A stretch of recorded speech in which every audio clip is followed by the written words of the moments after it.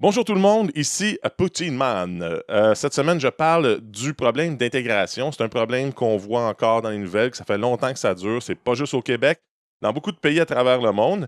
Donc, j'entendais encore dernièrement les phrases oh, on ne se sent pas accueilli, vous êtes xénophobes, les Québécois, vous êtes racistes. Et je me suis demandé, mais comment ça se fait même que les gens qui disent ça soient eux-mêmes Canadiens ou Québécois et disent ah, on ne se sent pas accueilli par les Québécois. Donc, je me suis dit, qu'est-ce qui se passe à ce niveau-là? Et je me suis dit, ben, je vais commencer à regarder autour de moi et à analyser un peu tout ça. Donc, je vais poser des questions, je vais essayer de trouver la source du problème. En fait, il semblerait que la source du problème soit, dans un premier temps, l'identité et dans un deuxième temps, la loi. Donc, je m'explique en premier en parlant de l'identité.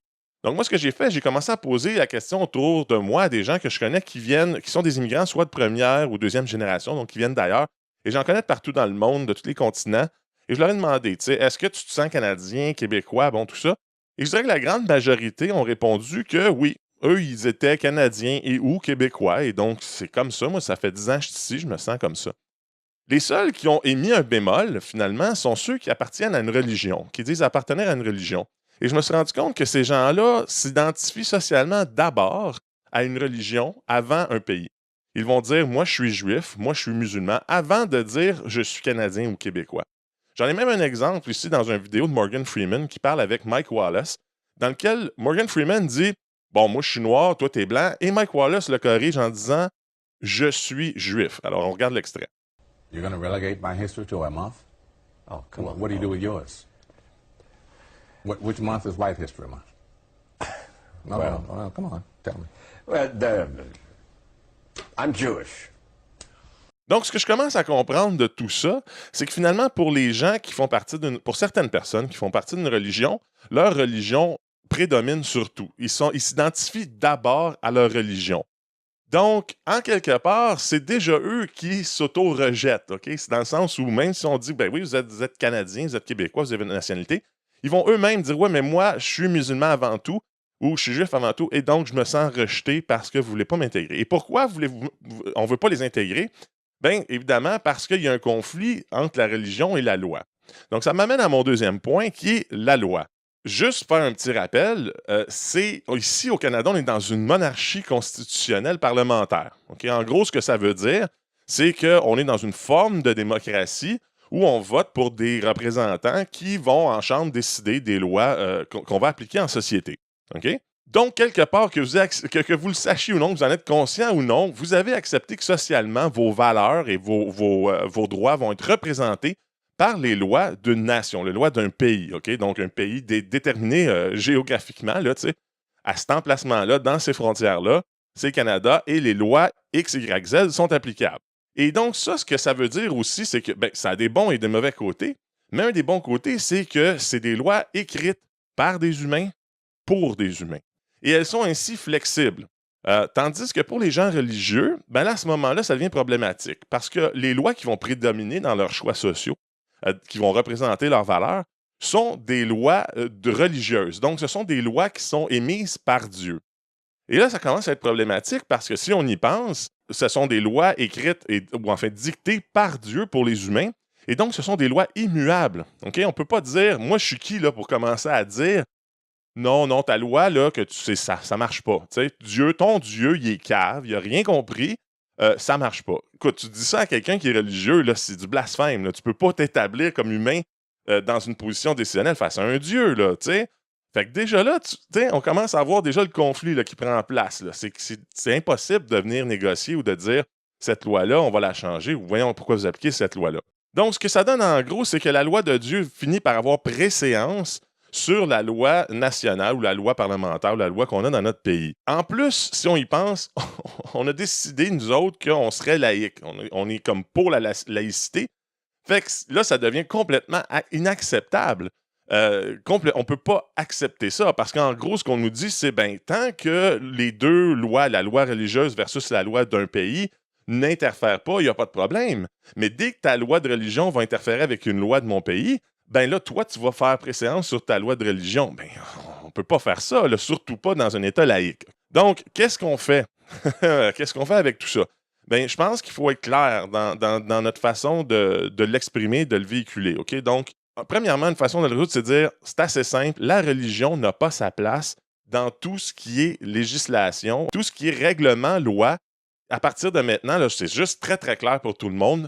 Si ton argument qui dit que tu veux te prévenir d'une loi, c'est ta religion, ce n'est plus acceptable. Donc, en gros, les gens qui sont religieux, commencez à vous poser cette simple question.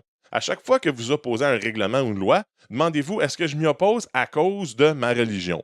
Puis si la raison c'est oui, ben dites-vous que ça ne marche pas, ça ne fonctionne pas, ce n'est pas recevable. T'sais. Exemple, tu t'en vas contester ta contravention de vitesse. Si ton argument commence par ouais, moi, je m'objecte à payer ce billet-là parce que ma religion, 3 petits points, le juge, tac, sorry, c'est pas recevable.